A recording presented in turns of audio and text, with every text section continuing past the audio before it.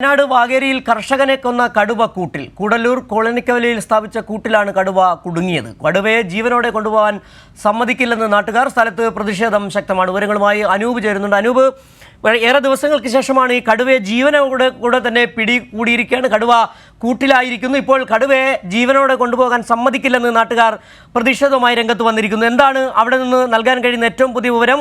വനംവകുപ്പ് ഉദ്യോഗസ്ഥർ വലിയ തരത്തിൽ അവിടെ എത്തിയിട്ടുണ്ടാകും, നാട്ടുകാരും തമ്പടിച്ചിട്ടുണ്ടാകും. എന്താണ് അവിടെ നൽകാൻ കഴിയുന്ന ഏറ്റവും പുതിയ വിവരങ്ങൾ? 10 ദിവസങ്ങൾക്ക് ശേഷം, അതായത് മൂടക്കൊല്ലി വാഗേരിയിലെ കർഷകനായ യുവാവ് പ്രജീഷിനെ കൊലപ്പെടുത്തിയ സംഭവത്തിന് ശേഷം 10 ദിവസങ്ങൾ കഴിയുമ്പോഴാണ് കടുവ കൂട്ടിലാവുന്നത്. ഈ കോളനിക്കവല, ഈ കടുവയ്ക്കായി ആദ്യം സ്ഥാപിച്ച കൂട്ടിലാണ് കടുവ ഇപ്പോൾ കുടുങ്ങിയിരിക്കുന്നത്. കൂടല്ലൂർ കോളനിക്കവല എന്ന് പറയുന്ന സ്ഥലത്ത് കാപ്പിത്തോട്ടത്തിൽ സ്ഥാപിച്ച കൂട്ടിലാണ് കടുവ കുടുങ്ങിയത്. ഇന്ന് അല്പസമയം മുൻപാണ്, ഏതാണ്ട് അരമണിക്കൂർ മുമ്പാണ് ഇത്തരത്തിൽ ഇവിടെ സ്ഥാപിച്ച കൂട്ടിൽ കടുവ കുടുങ്ങുന്നത്. ഏതായാലും ഈ കടുവയെ വെടിവെച്ച് കൊല്ലണമെന്നായിരുന്നു നാട്ടുകാരുടെ ആവശ്യം. അതിന്റെ അടിസ്ഥാനത്തിൽ ചീഫ് വൈൽഡ് ലൈഫ് വാർഡൻ കടുവയെ വെടിവെച്ച് കൊല്ലുന്നത് ഉൾപ്പെടെയുള്ള ഉത്തരവ് പുറത്തിറക്കുകയും ചെയ്തിരുന്നു. ഇപ്പോൾ ഈ നാട്ടുകാർ ഇവിടെ കൂടിയിട്ടുണ്ട്. നിരോധനാജ്ഞയും മറ്റും നിലനിൽക്കുന്നുണ്ട്. എങ്കിലും നാട്ടുകാർ പ്രതിഷേധവുമായി ഇവിടേക്ക് എത്തിയിട്ടുണ്ട്. ഈ കടുവയെ വെടിവെച്ച് കൊല്ലണം, ജീവനോടെ ഇവിടെ നിന്ന് കൊണ്ടുപോകാൻ സമ്മതിക്കില്ല എന്നുള്ളൊരു ആവശ്യമാണ് അവർ ഉയർത്തുന്നത്. ഏതായാലും സ്ഥലത്ത് വലിയ പോലീസ് സന്നാഹവും വനംവകുപ്പ് സംഘവും എല്ലാം ഉണ്ട്. ജനങ്ങളുടെ കാര്യങ്ങൾ പറഞ്ഞ് മനസ്സിലാക്കാൻ പോലീസ് ഉദ്യോഗസ്ഥർ ശ്രമിക്കുന്നുണ്ട്. എങ്കിലും ജനങ്ങളുടെ ഭാഗത്തുനിന്ന് പ്രതിഷേധം ശക്തമായി തന്നെ വരികയാണ്.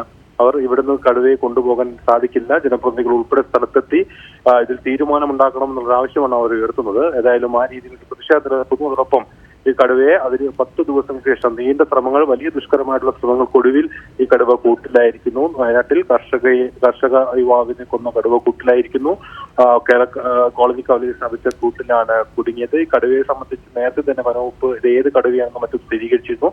വയനാട് വൈൽഡ് ലൈഫ് സാങ്ച്വറിയിലെ WWL 45 എന്ന ലിസ്റ്റ് ചെയ്ത കടുവയാണ്, കഴിഞ്ഞ സെൻസസിൽ ലിസ്റ്റ് ചെയ്ത കടുവയാണ് ഈ അക്രമകാരിയായ കടുവയെന്ന് വനവകുപ്പ് സ്ഥിരീകരിക്കുകയും ഇതിനായി പ്രത്യേക കേന്ദ്രങ്ങൾ കേന്ദ്രീകരിച്ചുകൊണ്ടുള്ളൊരു പരിശോധനയും മറ്റും നടത്തി വരികയായിരുന്നു വനം വകുപ്പ്. ഏതായാലും അത്തരം ശ്രമങ്ങൾ ഫലം കണ്ടു എന്ന് തന്നെ പറയണം. കാര്യം കഴിഞ്ഞ ദിവസമെല്ലാം ഈ മേഖലയിൽ വലിയ തോതിൽ ഈ ആശങ്ക നിലനിന്നിരുന്നു. അതോടൊപ്പം ഇടയ്ക്കിടെ കടുവയുടെ സാന്നിധ്യവും പല മേഖലകളിലും സ്ഥിരീകരിച്ചിരുന്നു. കഴിഞ്ഞ ദിവസം തന്നെ സാബു എന്ന് പറയുന്ന ഇതിന് തൊട്ട് സമീപത്തുള്ള ആളുടെ വീട്ടിലേക്ക് കടുവ എത്തുകയും അവിടെ കോഴിക്കൂട്ടിൽ കോഴിയെ പിടിക്കാനും ആടിനെ പിടിക്കാനും എല്ലാം ശ്രമിക്കുകയുണ്ടായി. അതോടൊപ്പം ഒരു പശുവിനെ ഇതിനിടെ ആക്രമിച്ച് കൊല്ലുകയും ചെയ്തു. ഇത്തരത്തിലുള്ള സംഭവങ്ങളെല്ലാം നിലനിൽക്കുന്നതിനിടെയാണ് ഇപ്പോൾ കടുവ കൂട്ടിലായിരിക്കുന്നത്. വലിയൊരു ആശങ്ക, വാഗേരിക്കാരുടെ വലിയൊരു പ്രതിഷേധം ഇപ്പോൾ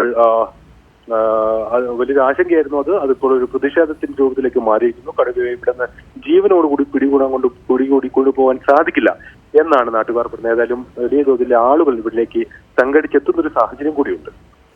വലിയ തരത്തിലുള്ള ഒരു ക്രമസമാധാന പ്രശ്നം അവിടെ ഉയർന്നു വരാൻ സാധ്യതയുണ്ട്. കാരണം ഒരു കടുവയെ അങ്ങനെ പിടികൂടുകയോ കൊല്ലുകയോ കഴിയാൻ പറ്റില്ല. കാരണം ഇതുമായി ബന്ധപ്പെട്ട ചില നിയമ പ്രശ്നങ്ങളുണ്ട്. നിലവിൽ അന്ന് തന്നെ സർക്കാർ ഇതുമായി ബന്ധപ്പെട്ട് ചീഫ് വൈൽഡ് ലൈഫ് വാർഡൻ പറഞ്ഞത് കടുവയെ പിടികൂടുകയോ ആവശ്യം വരുന്ന ഘട്ടത്തിൽ വെടിവെച്ച് കൊല്ലുക, അങ്ങനെ ഒരു ഉത്തരവാണെന്ന് ഇറക്കുകയും ചെയ്തിരുന്നത്.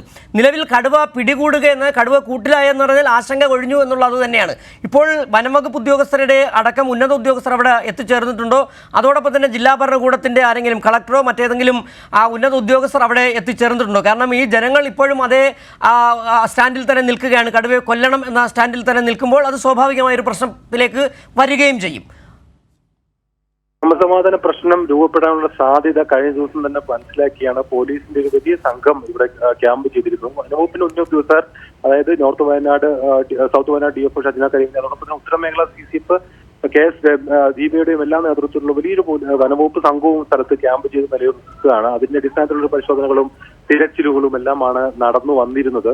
ഒരു ഇത്തരത്തിൽ ജനങ്ങളുടെ ഭാഗത്തുനിന്ന് ഒരു പ്രതിഷേധം നേരത്തെ തന്നെ പോലീസ് ഉൾപ്പെടെയുള്ളവർ മുൻകൂട്ടി കണ്ടിരുന്നു. അതുകൊണ്ട് തന്നെയാണ് നിരോധനാജ്ഞ ഉൾപ്പെടെ കൂടല്ലൂർ മേഖലയിൽ 10-11 വാർഡുകളിൽ ഉൾപ്പെടെ നിരോധനാജ്ഞ പ്രഖ്യാപിച്ചുകൊണ്ടാണ് ഈ തിരച്ചിലിനും മറ്റും നടത്തിയിരുന്നത്. ബത്തേരി തഹസിൽദാരാണ് നിരോധനാജ്ഞ ഉത്തരവ് പുറത്തിറക്കിയത്, ഇപ്പോൾ നിലനിൽക്കുകയാണ്.